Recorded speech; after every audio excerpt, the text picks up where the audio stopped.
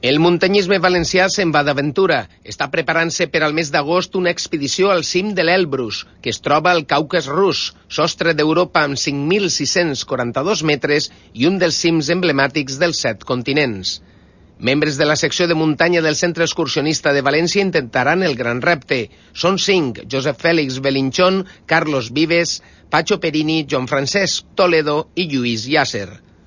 Desde aquí quería hacer una llamada en este punto de recibir este tipo de ayudas, que sería muy importante para fomentar el deporte entre gente que no somos profesionales. Sacrificamos las vacaciones y mucho tiempo ocio por poder llevar el nombre de Valencia hasta cimas importantes.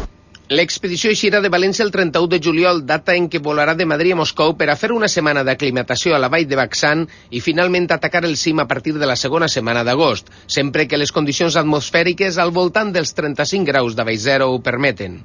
Dentro de la no dificultad técnica que tiene, desgraciadamente todos los años muere mucha gente en esta cima por eso, precisamente por gente que no está preparada en la montaña y no previenen los peligros que puede tener el mal de altura. Una experiència que té un risc i hi ha que assumir aquest risc i hi ha que viure en el risc i esperem no morir.